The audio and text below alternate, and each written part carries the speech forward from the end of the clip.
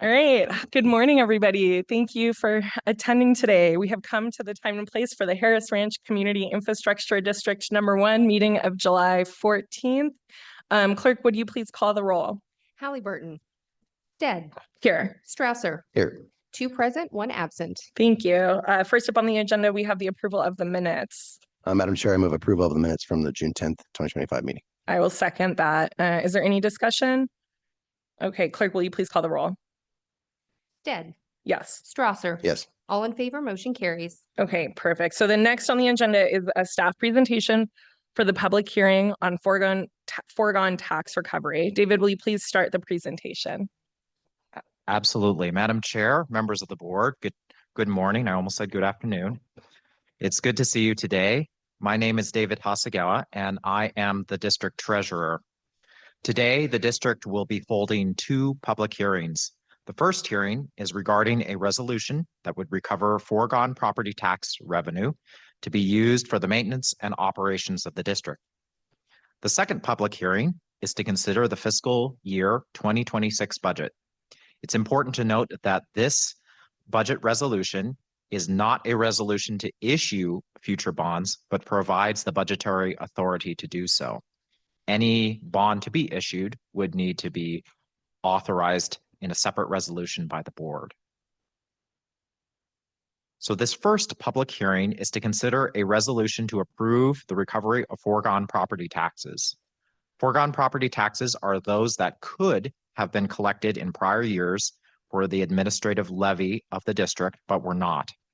This resolution that the hearing will consider recovers some of those foregone taxes and adds them to be collected during this upcoming fiscal year and in future fiscal years. The district currently has a $2,641 balance in foregone property tax revenue. Approximately 200 of this foregone property tax revenue is eligible to be recovered for the fiscal year 2026 budget. As required by Idaho Code, a public hearing is held prior to the board taking any action on recovering the foregone property tax. This foregone property tax would be used to help pay for the additional administrative expenses the district will incur in fiscal 2026 and expects to have in the upcoming years. I'll note that while this amount being recovered seems trivial, it's only 1% of the administrative levy. That administrative levy is on the screen in line 2, and the recovered foregone is line 3. While that amount seems trivial, by taking this amount each year, it becomes part of that base budget, which is then eligible to be increased and is thus compounded by growth every year. And so by the time the bond authorization expires in the year 2040, this trivial amount will have become 10% of the overall administrative levy. So that concludes my remarks on this resolution. I'll stand by for any questions. Thanks, David. Any questions to staff before we move on? Okay, then at this point, I would invite any members of the public to come testify if you'd like to. Nobody's here to testify on the foregone taxes. Do we have anybody online? No. Okay. With that, then I will close the public hearing and I'll take a motion for the resolution. Madam Chair, I move approval of HRCAD 10-2025, a resolution to recover foregone property taxes for fiscal year 26 budget and providing an effective date. Second.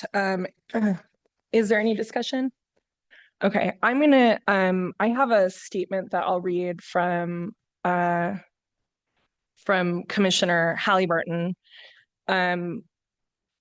Okay, so he said, I'm going to just read that for the record too.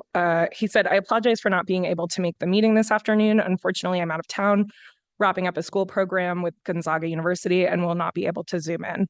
While I won't have the opportunity to vote on the resolution to recover foregone property taxes for 2026 and the fiscal 2026 Harris Ranch CID budget, I want to thank everybody who reached out over email and who are in attendance today, as well as the staff for their hard work in putting the budget together. I did read through all the email comments and read through the budget carefully. If I were able to attend the meeting, I would be voting yes on both resolutions. I believe it's important to deliver on the promises embedded within the Harris Ranch CID, and I believe this budget allows us to move forward with the much needed projects in the area. While I am not going to ignore the challenges related to the lawsuits that have slowed and in some cases stopped the implementation of these projects, I'm hopeful that those challenges will be resolved soon and that this budget and past budgets can begin delivering on the improvements this neighborhood deserves. Again, I appreciate everyone reaching out and everyone's involvement. I wish I could be there today to contribute. Yes, my vote as yes and keep the deliverables of the CID moving forward. Okay, so with that, I will, if there's no further discussion, clerk, will you please call the roll? Stead. Yes, Strouser. Yes. All in favor, motion carries. thank you. So next on the agenda, we'll have a staff presentation for the public hearing on the resolution for the fiscal year 2026 budget. David, please go ahead. All right.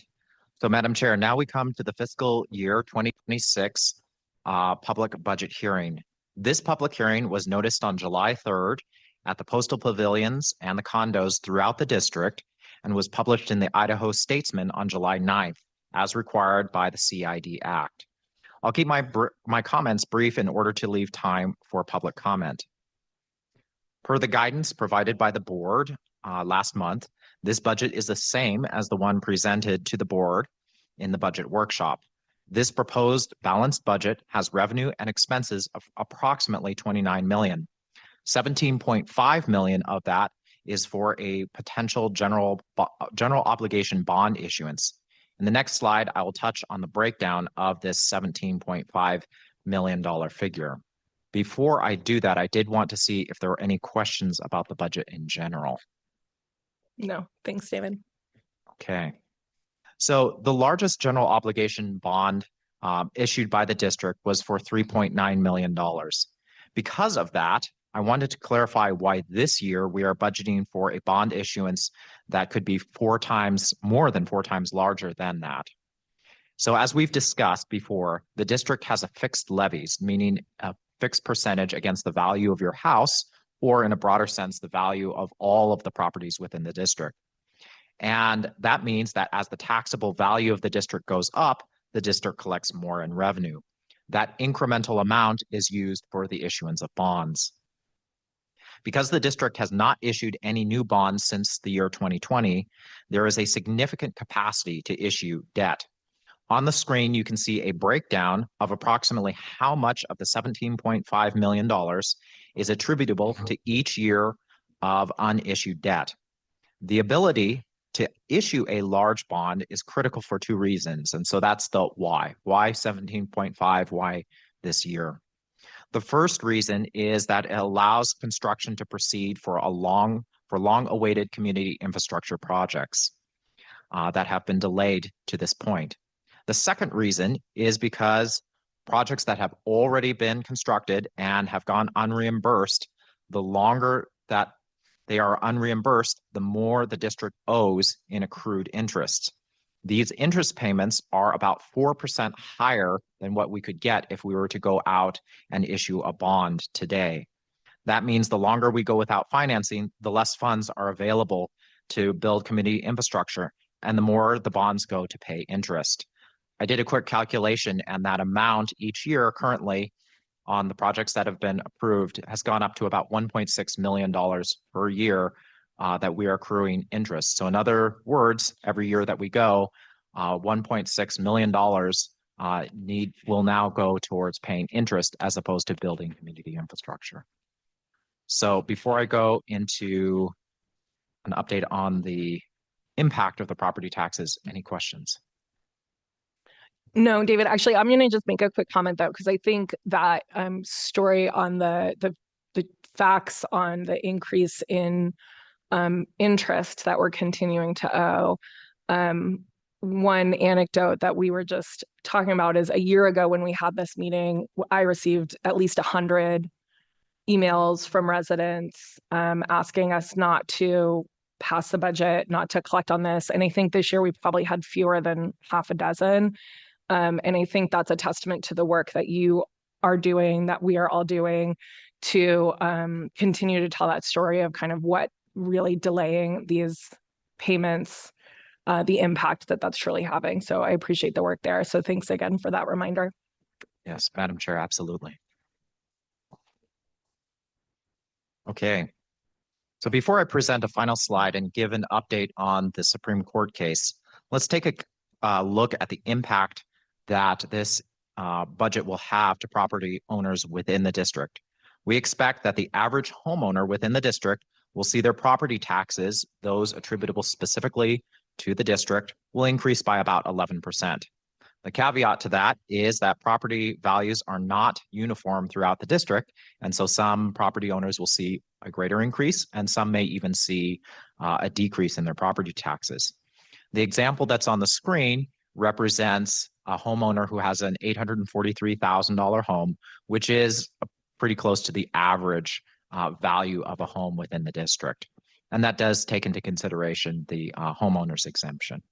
So any questions about this before I go to our last slide? Yes, go ahead, Commissioner Strasser. Madam Chair and David, thanks very much for putting all this together. I just want to point out that while you might look at the slide and say 11% increase in property taxes, based on this average home here, it's only a 2.7% overall increase in property taxes as a result. So 11% might seem at first glance to a resident looking at the slide like, oh my gosh, 11%, but really it's less than 3% of an overall property tax increase attributable to this part of Texas. Thank you. Thank you. All right. So, Madam Chair, in the June 10th budget workshop, you asked that we share an update on the Supreme Court case. The original case was filed in Ada County District Court on December 3rd, 2021. The Ada County District Court ruled entirely in the district's favor, and an appeal was then made to the Idaho Supreme Court on September 6, 2023. On June 9th, 2025, this year, the Idaho Supreme Court heard the case. At this point, we are waiting for a ruling, which we hope will come in the next few months. So what I want to talk about here is how does that impact this budget today? While we do not know which way a ruling will go, we have prepared a budget so that if we receive a favorable ruling, we will be positioned to issue a bond and finance the backlog of projects that remain unfinanced to this day. As you know, the board has received a handful of letters objecting to the budget. I wanted to address a few of those objections. The first is that the district should not levy for bonds that are not yet issued. And from a practical standpoint, this is not possible. In order to obtain a successful credit underwriting, you need revenue. If, for example, you tried to get a mortgage to buy a house and you had no job, you would not receive a loan. And so the same principle applies here. And this is especially true in a year when it is a reasonable assumption that we will receive a ruling from the Supreme Court within this fiscal year. The second and third issues revolve around refunding tax dollars that were collected in past years for debt which is not yet issued. The district will use those funds for debt issuance as the board has directed. However, if the board would like staff to explore the option of returning funds, we can prepare research and present what would be necessary to do so. However, this budget does not contemplate the return of any property taxes. And for the reasons that I've gone over in the slide on the $17.5 million, we believe that the best use of the funds is to move forward with the financings and expedite the construction of community infrastructure in the district. So in conclusion, the budget that was presented at the budget workshop and we have brought forward today to be part of today's public hearing gives the flexibility to act quickly should we receive a favorable ruling from the Idaho Supreme Court. Specifically, it would provide financing that would allow for long delayed community infrastructure projects to be constructed and for the 9% special assessment bond to be refinanced. It is the recommendation of staff that you approve the budget and at the conclusion of this public hearing. Are there any questions? Thank you, David. I don't think any questions at this time. So I would then move to the public hearing. Do we have anybody here to testify on the 2026 budget resolution? Anybody? No, online. Okay, nobody online. Okay, if nobody's here to testify, then we'll close the public hearing and I'll take a motion for the resolution. Madam Chair, I move approval of HRC 89-2025, a resolution approving the fiscal year 2026 operating budget for the Harris Ranch Community Infrastructure District #1 and providing an effective date. Great, thank you. I will make the second for that. Is there any discussion, Commissioner Strasser? I do have some discussion. Thank you, Madam Chair, and everybody who's hopefully watching online since nobody showed up to testify. We did get a handful of letters about the budget this year, and I wanted to, I don't want to address each individual part of those letters, but there was a specific line in there. They're mostly just copy and paste, so it was easy to read them all. But that part of it said that this tax is levied upon the homeowners without their consent, which is just outright false. So the CID existed before our homes did, our because I live there too. Every one of us that bought a home there read and signed a form that specifically said we understood that it was a CID. It even said the amount of taxes that were being taken out at the time and that we understood that's where we're going to live. So the idea that any of these taxes are taken out of our pockets without our consent is absurd. Aside from that, the only thing that's happened without my consent as a resident is that my taxes have been extended probably over the course of several years. And that's as a result of the Taxpayers Association. So they did that by delaying the issuance of bonds in what would have otherwise been a prime time to issue bonds a couple of years ago, and by delaying the expansion of the Harris Ranch CID overall taxable value by delaying some of the development in the area. So I'm going to pay taxes longer than I originally would have. That I guess is without my consent, but we didn't do that as the board. The Taxpayers Association did that. So if you're going to be upset about something, that's what I'm choosing to be upset about. I'd also like to single out a single letter that we got that I don't have anything negative to say about. It's just the one that included any original thought instead of the copy and pastes. It's from Jim Bertolini, and he asks, what if, imagine for a moment, the court didn't rule in our favor? How can we, how can we take this money not knowing what's going to happen? And I would, first of all, like to thank him for taking the time to write that letter, and then also just give my thoughts on that. And that is that we're here to execute the CID in accordance with the law as it exists right now, not to, predict what will or will not happen in the future. And if there was, I think, pretty unlikely case, but if in the unlikely case something happened like that, the court would also provide a remedy. So it's not for us to try to make up new processes or laws on how to execute this. It's for us to execute in accordance with the law as it exists right now. So I really appreciate Jim's original thought and them taking the time to send that letter in. I did read it and think about it. And that's my response to it. I appreciate everybody who took the time to send letters in and be involved in this process, because it is our process, and that's why we have this public hearing. Thank you, Commissioner Strasser. So I think with that, clerk, will you please call the roll? Ed, Yes, Strasser, Yes. all in favor, motion carries. thank you. And then we just need a motion to adjourn. Madam Chair, I move that we adjourn. I second that. All in favor? Aye. Aye. Any opposed? Okay, we're adjourned. Thank you so much for coming down today.